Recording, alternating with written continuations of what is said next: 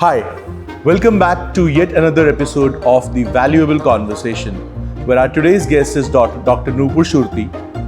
I'll repeat. She is also a certified emotional intelligence trainer. And once again.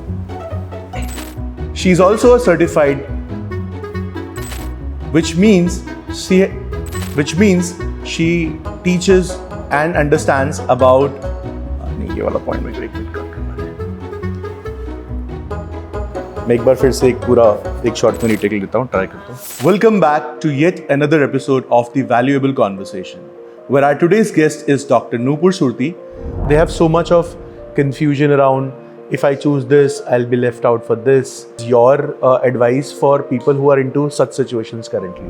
It's not necessary everyone might have that clarity, right? So experimentation is required, and I don't think it is ever too late to experiment with your career. I mean, we have so many people who have changed their careers very late in life.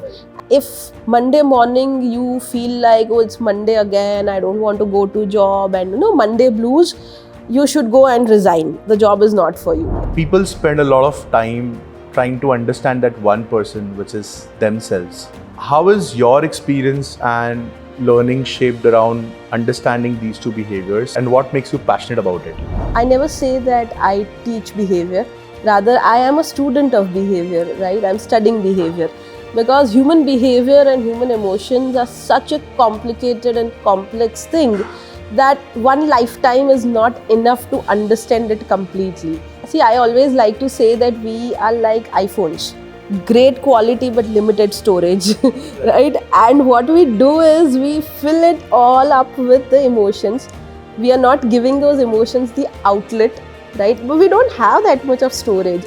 At some point of time, when that storage is full, it will come out. But then at that moment, the way it comes out will not be in your control. Sometimes it's all about what's coming on the expression, but your mind, body and soul is aligned. You'll be able to still experience calmness without expressing.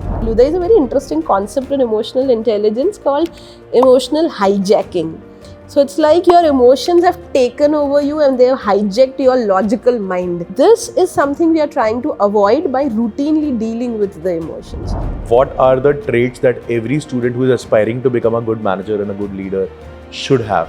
I also believe that this knowledge of organizational behavior can be very helpful in making you a better leader and a better manager. See, what is leading a team? At the end of the day, leadership is influencing others' behaviors, right? I mean, we always teach this first definition of management. It is an art of getting things done from others. Why would others work for you? That art of getting things done from others requires a lot of influence, and that is where leadership comes into practice. A corporate buzzword you wish you would quietly disappear for? There is no place for emotions at workplace. If emotion had job titles, which emotion would be the CEO of your life right now? PPO, People's Patience Officer. You get one billboard, what does it say in? About me? Yes. Teaching is not a career, it's a lifestyle choice.